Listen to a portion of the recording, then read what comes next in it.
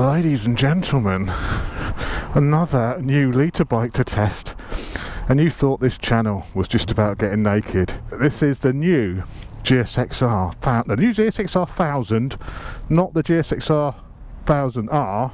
This is the base model, the slightly cheaper model.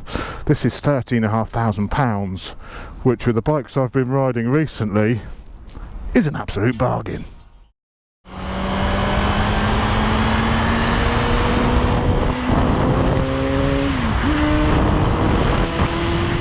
Welcome along, guys. This is the big one. This is the one I've been waiting for. This is the new GSXR-1000, the brand new one. This is the bike which Suzuki are hoping is going to push them to the top of the pack.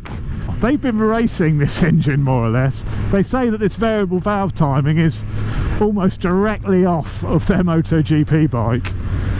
Now this is why they went racing with a straight 4 engine, because they knew they wanted the development and that work they're putting in a MotoGP to be directly transferable onto the street. The actual feel on the bike, I think it's a little bit more weight on your arms compared to the Fireblade. I think it's a little bit more of a racy position, maybe not quite as comfortable. There's a little bit more weight on your wrists. The pegs are high. The peg position is identical to the Fireblade, I would say.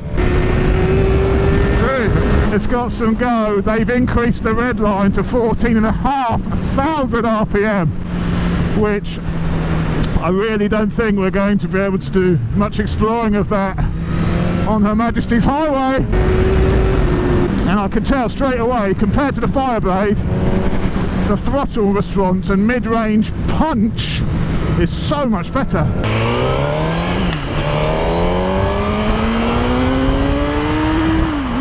There's no quick shifter, which is a real shame. You have to get the R version to get an up and down blipper. This is the stocker. This has no quick shifter whatsoever, which seems a bit archaic. It's a delicious LCD dash. It's not colour, it's not TFT, it's just LCD. Again, slight bit of cost saving there from Suzuki, but fair enough. They want to get this bike out to be the cheapest litre bike, 2017 litre bike, and they've done that. It's the first sports bike I've ever ridden with a proper fuel gauge, so you actually know how much fuel you have. It's got a miles per gallon indicator here telling you how many miles per gallon you're doing. Do you really care about that on a sports bike? Handling it,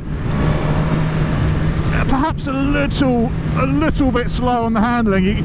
To get it to change direction quickly, you do have to give a little bit more steering input perhaps. But weight wise, this thing is also pretty darn light. It's 202 kilos, so it is 7 kilos heavier than the Fireblade, however, but they have done a lot of lightening on this. The rear subframe is something like 70% lighter than the old version. The frame on this bike is 10% lighter than the frame on the old bike. Where's my blipper? Where's my blipper? Yeah, it goes well. It's quick. It's very quick. Let's see how she handles some corners.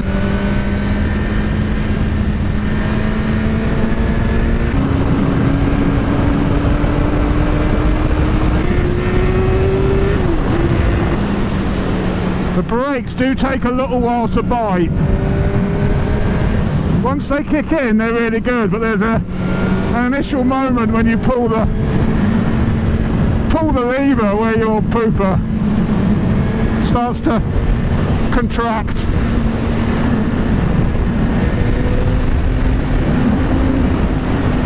It wouldn't be a good litre bike without a bit of pooper contraction. That's why we ride them. If I was comparing this to a 20 grand bike, I'd be disappointed. But this is a £13,500 litre bike missile. It's following on with what Suzuki has always been about with the GSXR. It's about budget performance, really, at the end of the day. It's still got a lot of character of the old GSXR. You can tell it's a GSXR. You can tell it's a GSXR. but it's got all the new toys. Well, the R has anyway.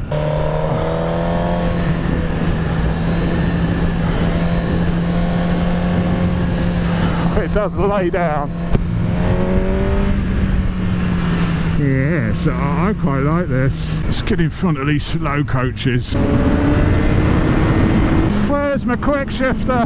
Now, I don't know if the quick shifter is an option on the stocker or whether you have to buy the R version to get the shifter. I don't know. Hopefully it's an option, because you really need it.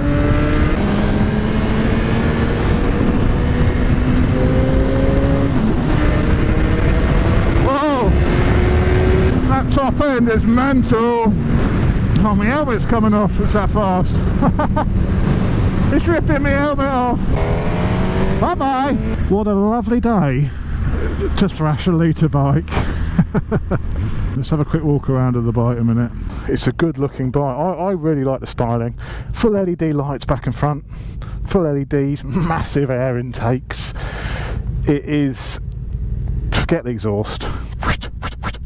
The finishing on it, yeah, it's not quite up there with the top of the class, but you're not expecting it to be. You're really not expecting it to be for the money the bike is. And I think Suzuki have done a real nice job with this. Gorgeous, gorgeous, gorgeous, gorgeous. TC off. Don't want to go there. I think we should have up to TC10 there. 3, 4, 5. TC10. I think that's maximum intervention. Oh my god, you can't even open it up! That's ridiculous! Oh my word, that is ridiculous. Driving Miss Daisy. Now we have to talk about the dustbin which is on the back of this bike, which most of the comments I've seen on this bike when they've seen pictures of it online, people always say, "Ooh, that exhaust, Jesus." But what would you rather? Would you rather they went down the Honda route and spend probably £800–900 on a titanium end can, which 90%, 95% of the people who buy the bike are going to put in the dustbin anyway? Well, they have to if they really want to sort out the fueling on their bike to get around the Euro 4. They're going to have to bin it. So Suzuki have taken the sensible option. They've put a horrid, yes, it's disgusting, they've put no effort into the exhaust can, because they know it's the first thing to go in the bin when someone buys the bike. They know this. Why invest money in making a nice slim can which meets all of the Euro 4 regs when 90% of people are going to bin it? I'd rather have the money saved, have the bike cheaper, knowing that's going to go in the tip, going to weigh that in for a few quid, and go for aftermarket. It's for me, that is a sensible thing to do. Out of the way, Mr. Citroen. Go on, Jesus Christ. When you're on the boil, you're really missing that quick shifter to really save you having to worry about gear changes.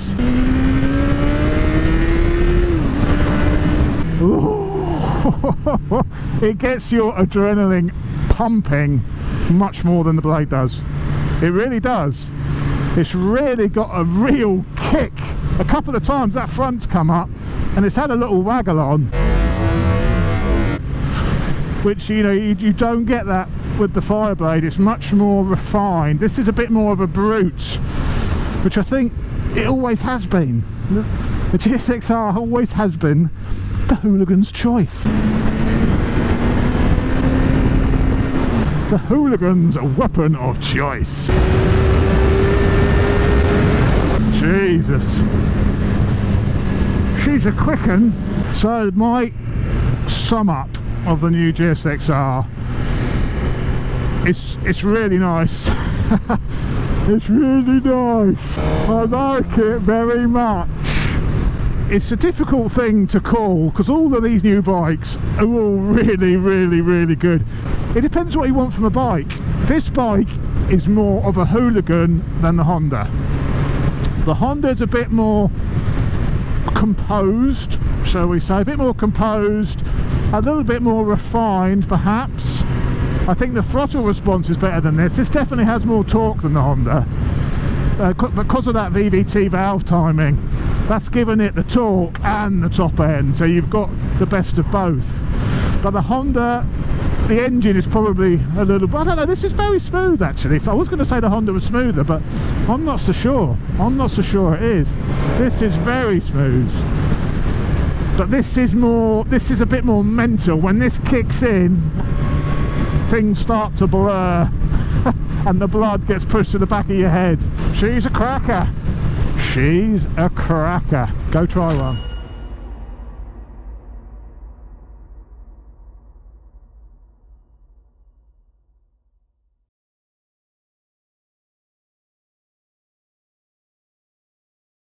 It may not be an SP, but you still shit your pants.